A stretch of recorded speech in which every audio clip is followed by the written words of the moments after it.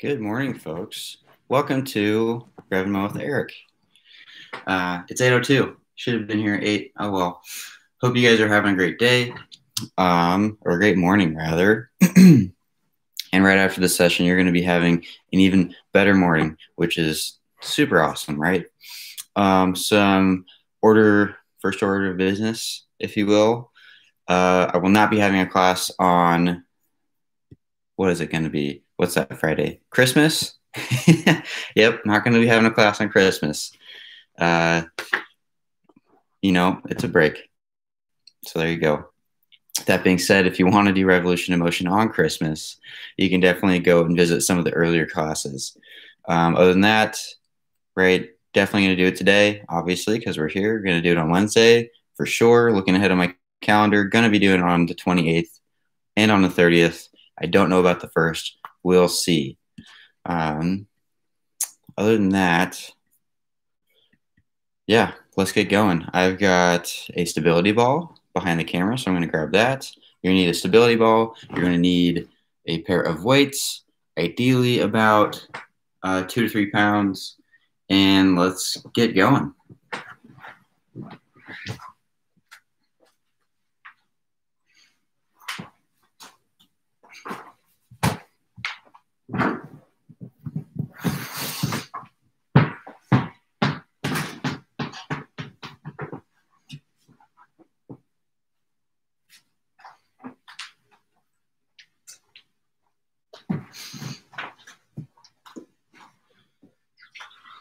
And of course, because it's Rev and Mo with Eric at 8 a.m., so I got to wear my morning drab, my morning clothing.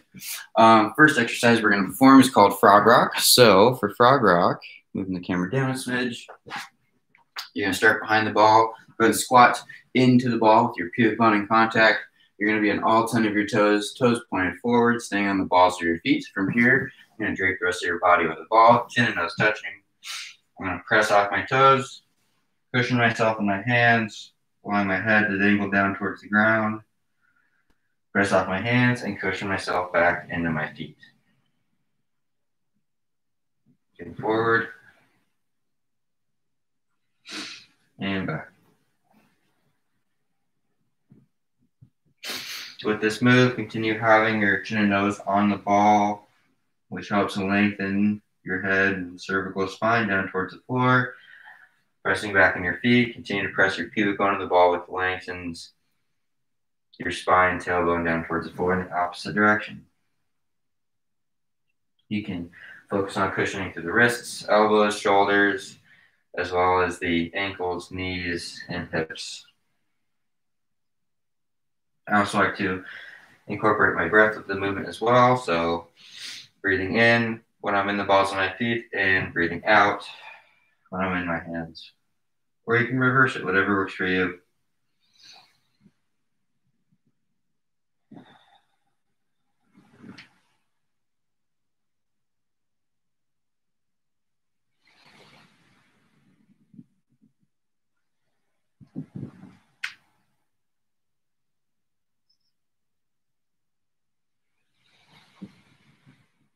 From here, we're going to go into dive. So we're going to start with the feet again. From here with dive, we're going to press off our feet. Legs come together, reaching out overhead with your hands. Head leads, or follows the hands rather, as you land with your hands, just like so, into the dive position. So once more, starting here in the Frog Rock, pressing off my feet, legs come together, toes reaching behind me as I land, my hands in front, and then the crown of my head lands right between my hands. With this move, I like to think about reaching through, again, that idea of through the crown of my head versus reaching my hands in front of me, kind of like a push-up position, and then bringing myself down. So very much so like a diving into the floor.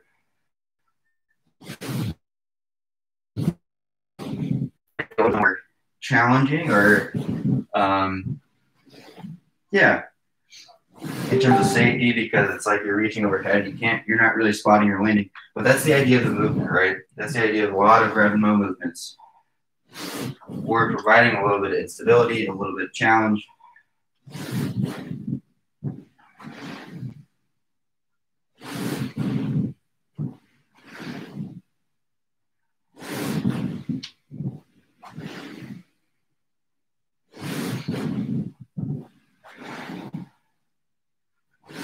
We'll do that 2 more.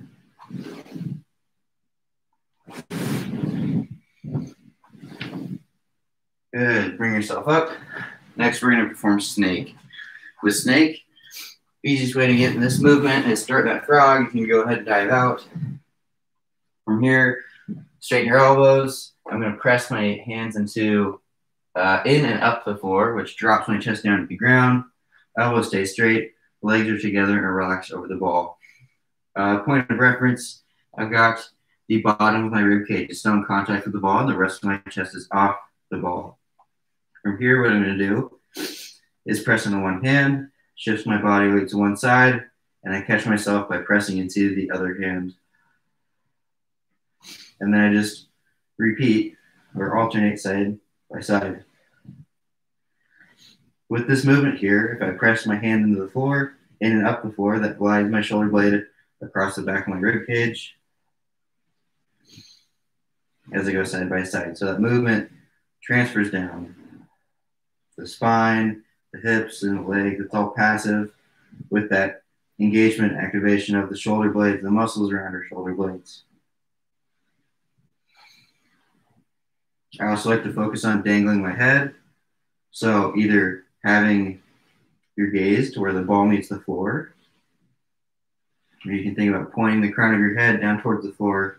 That helps to relax the traps and all the other muscles that we use that we don't need to use for this movement. Let's put it that way.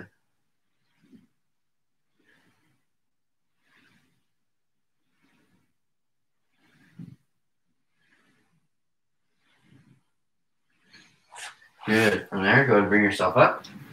Let's perform kneeling overhead rock next. So knees and feet together. You're going to be kneeling behind the ball. Hips are stacked above the knees. From here, I'm going to walk the ball out in front.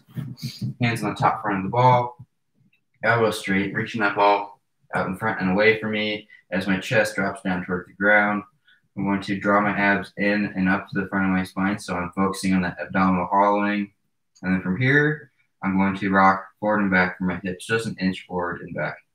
So I still have plenty of weight in my knees and in my feet for support as I reach the ball away and then rocking forward and back. I can never get to a point where I'm rocking so far forward that my feet are coming off the ground. Just like so. You're going to feel a stretch in the shoulders. Definitely take breaks if you need to. It can get a little more intense, but the more you perform this movement, the more you mobilize, the better you're going to feel, the more you're going to get out of this move as well. So I feel less in my shoulders. I feel more throughout my thoracic spine because now I can focus on lengthening from my head all the way to my tailbone.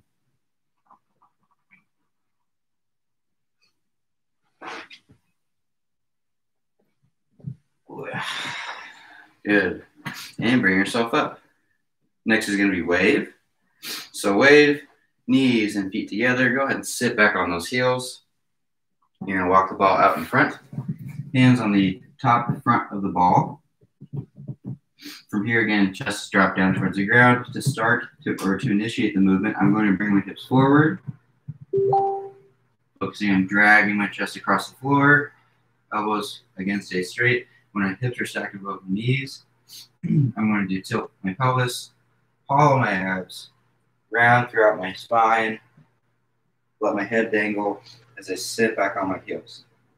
So again, kind of like that advanced cat-cow. So again, forward, elbow straight, dragging my chest across the floor, tilt, hollow, dangle, and sit back on the heels.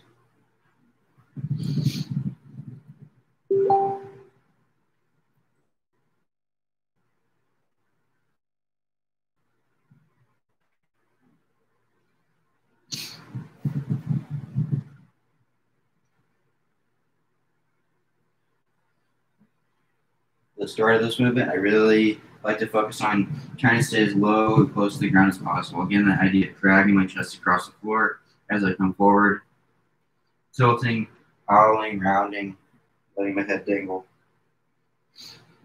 One more.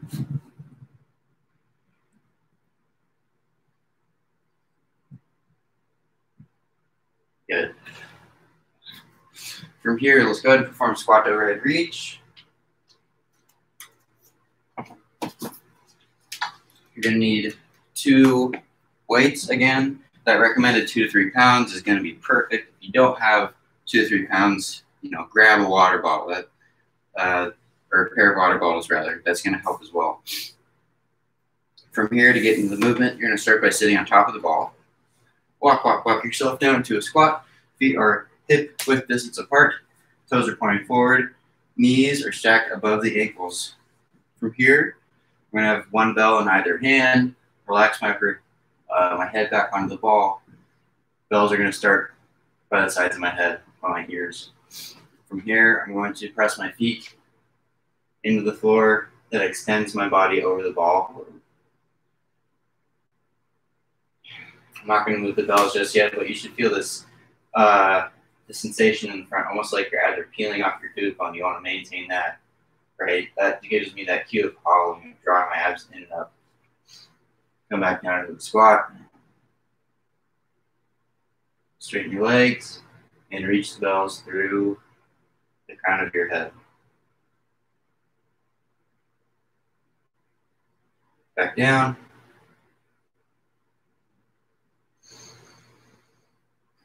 And again. So feet, toes are still in contact with the floor. My toes are not lifting off. Think about reaching from the toes all the way to my fingertips. If you have water bells, right, I like to have my palms open, facing up towards the ceiling. Bells in my fingertips. If you're using those water bottles, that can be tougher. Head and neck is relaxed, shoulders are relaxed. So you're actively reaching through the crown of your head.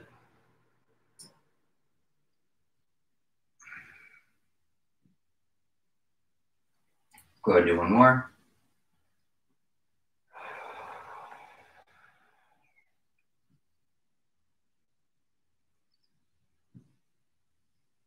And back. Drop the bells. And place your hands behind your head, support your head and neck as you roll yourself up. Perfect. Okay, next is pullovers. Pullovers, you're going to need the weights one more time. To get into that position, for the pullovers, we're going to be getting to what we call the bridge position. So start by sitting on top of your ball. I'm going to walk yourself down just like so, but now we're going to stop at that point where the top of our glutes are in contact with the ball. Right, and the rest of our legs are supported off the ball. That doesn't make sense. It's early. Okay. Hang on, let me move this for a second. So, knees are stacked above the ankles, feet hip width distance apart. Again, top of the glutes are in contact with the ball. The rest of my legs are off. From here, I'm going to lay my head back. Chin is directed up towards the ceiling. And what I'm going to do is hollow my abs, which directs my tailbone to my knees. So I'm supporting my low back and spine by engaging my core and my front. I'm not squeezing my glutes so much as hollowing, drawing my abs in and up. You can see that hollowing that we talk about all the time. Okay, if you're unable to get your head back on the ball, grab a pillow, grab a cushion, so you can have that nice support during this movement. From here, I'm going to grab the weights. Weights are going to start behind my head. Elbows directed up towards the ceiling. Palms are facing away from my body. From here, I'm going to use the muscles under my shoulder blades to drag the bells down the side of the ball as far as I can and back up.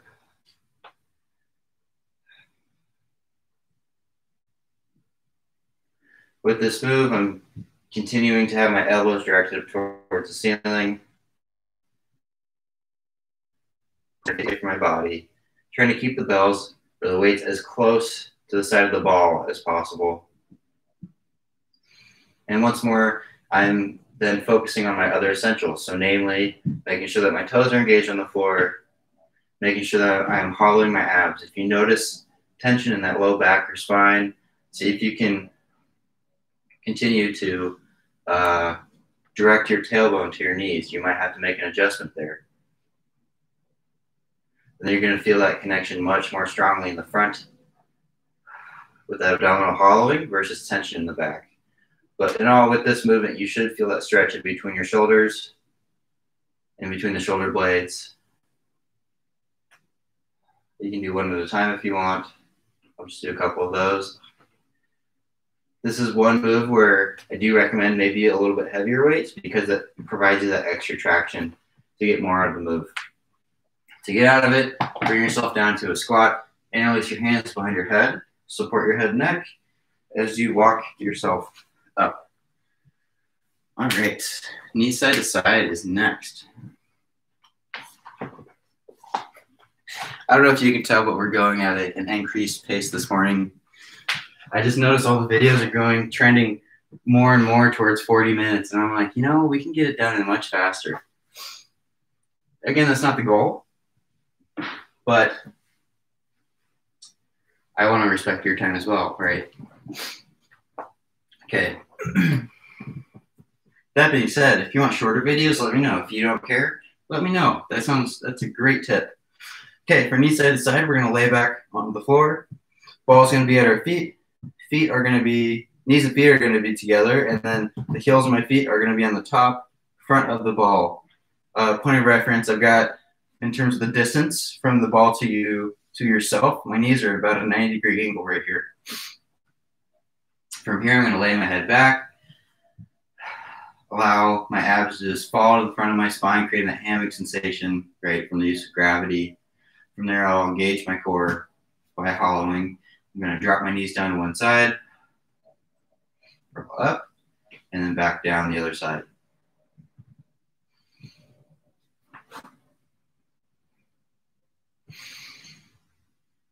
As I go side to side, it's almost as if my feet stay in line with the rest of my body.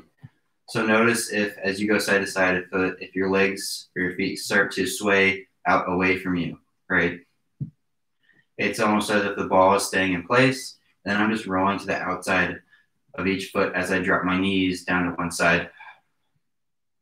That being said, make sure you keep your knees glued together, as you're going to get much more benefit than keeping your knees open as you go side to side.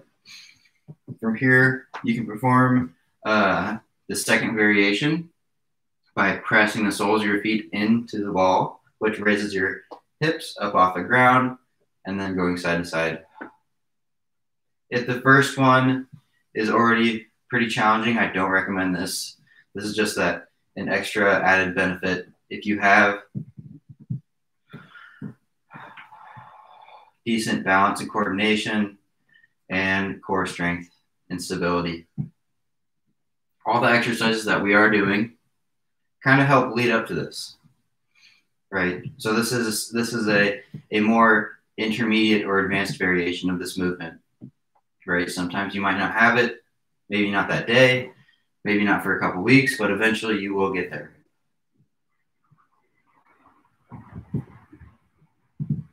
Okay, bring yourself down.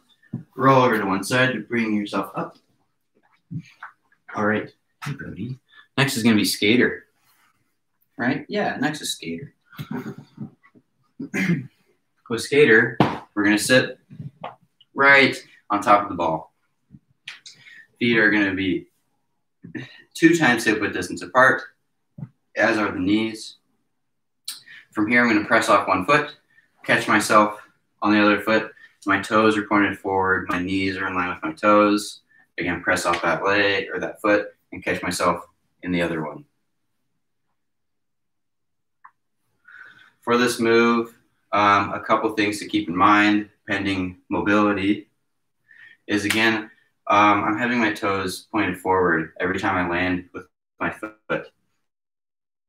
So think about landing with the big toe first, all the other 4 toes follow, and that naturally helps initiate your foot being pointed in the right direction, straight forward. You also are forming a nice high arch in the foot, as well as keeping that knee in line with the toes. I also like to focus on my almost like my knee is stacked above the ankle as well, so I'm not landing my foot behind me or too far out in front of me, right? Find that balance that's great for you. You can also focus on your essentials. So I'm staying nice and tall here. Right, it's really easy. I see a lot of people, a lot of my patients and clients, right, rolling out to the side like so. And you notice that the knees and feet start coming closer together. So my cue is keep the knees wide, keep the feet wide, and it helps keep your trunk over your pelvis and the rest of your torso. Now, all the cues that I mentioned might be difficult if you have limited range of motion in the hips, right? So you might want to reduce that range of motion, whether that's having both feet on the ground and then just skating side to side, putting more weight in one foot and reaching out with the other foot, or, you know, maybe just going, not skating out too far, right? Finding that range of motion where you can hit all those points. So toe alignment, knee alignment, you know, forming the arches, having that the rest of the essentials of our posture nailed down, just like so. Okay. Whee. Now let's go ahead and do lunge. Bring the camera up.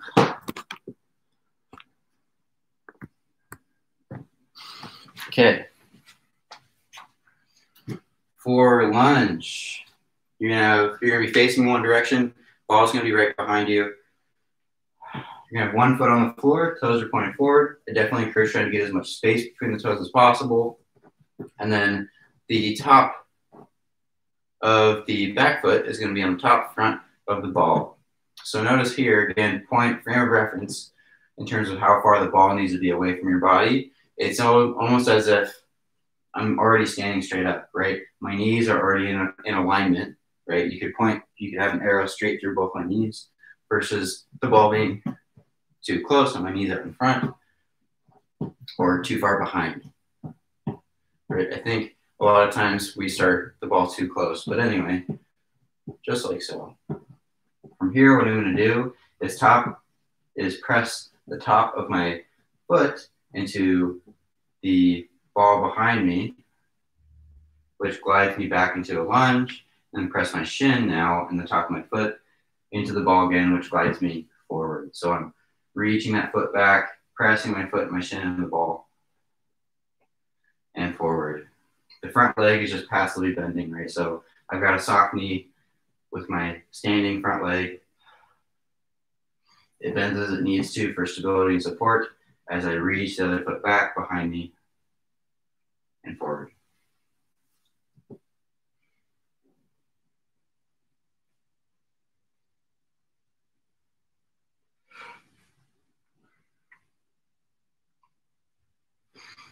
One more. For people who, like myself, honestly, for people who tend to sit quite a bit for their job, this might be a difficult movement for them, whether it's because of the balance and coordination, but also in terms of positioning too. So, right, hip flexors in front, they get super short, right? We're sitting for long periods of time, boom. They get short, you stand up, they stay short. So we've got this tension, this big amount of extension through our back. So what I encourage you to do is, as we switch sides, just starting before we even move, see if you can hollow your abs, drop the tailbone down towards the ground, and then reach out. Again, same thing, so pressing the foot into the ball, which glides you back.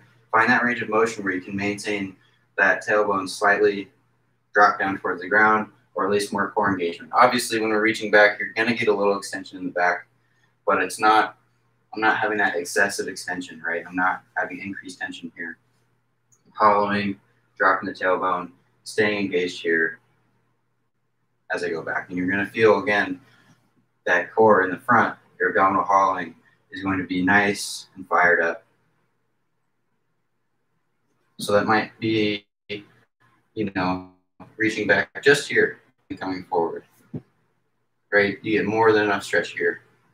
For me, right, eventually you'll be able to trust and put more of that weight on the back ball. Let's see here, there we go. You get more benefit out of it.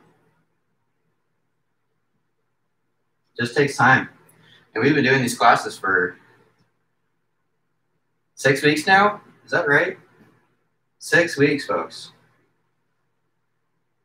I'm just thinking about all the colors of the rainbow because all my little thumbnails are different colors every week, and I think I've already maxed out the rainbow, and I'm not going to do brown because this, you know, it's not a bright, wonderful color. Maybe I should do brown. I'll take that back. I'll do brown next week. Why not? And back. Okay. Look at that. Last move is going to be plie wall squat.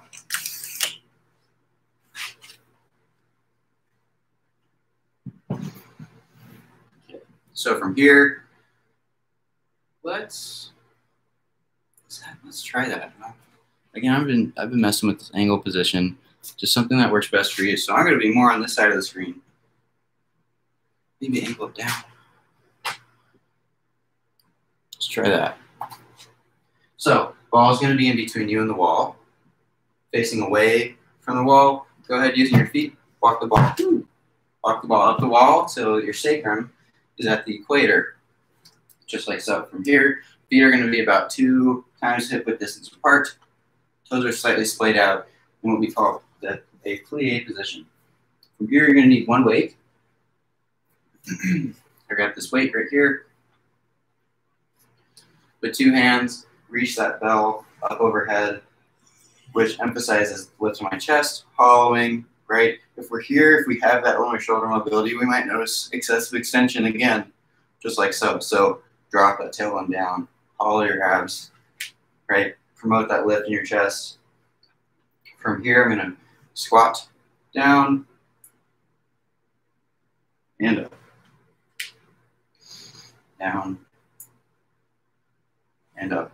The emphasis here is, you know, you've got the lift in your chest using the weight of overhead, but I'm pressing my feet into the floor, pressing my feet in the floor again. So I'm focusing less on squatting with my legs and more just that engagement with my feet, which again drives my sacrum back into the ball as I maintain lift through the chest and back up.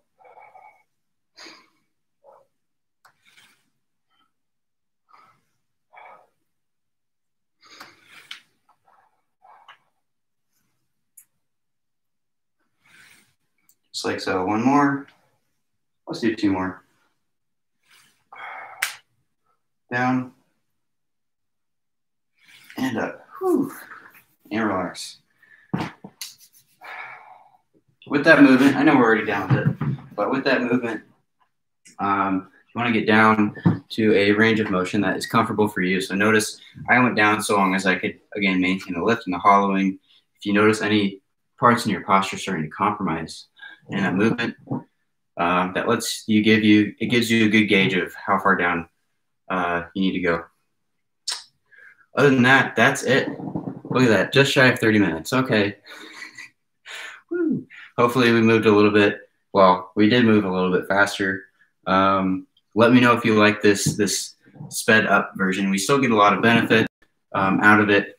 Other than that, if you want to learn more about Revolution in Motion, if you want to learn, if you want to work with me at a deeper level, I've got options for you in the description of this video below, right? So we've got group online coaching Zoom classes. So it's going to be in a similar environment, but you're going to be doing it with anywhere from 2 to 10 people. And we give you more specified and individualized, I have to exhale. Plie wall squat always gets me. Instruction, right? So we know that you know what you're doing and you're going to get the most amount of benefit out of those workouts. If you want to have more of a one-on-one interaction, I do virtual one-on-one sessions as well. So that's also something that you might be interested in. Other than that, thank you for joining. Again, please like, share, and subscribe. Bring your friends. Let's have some fun. Be on a lot of new things coming in 2021. It's going to be a great year. All right. See you guys.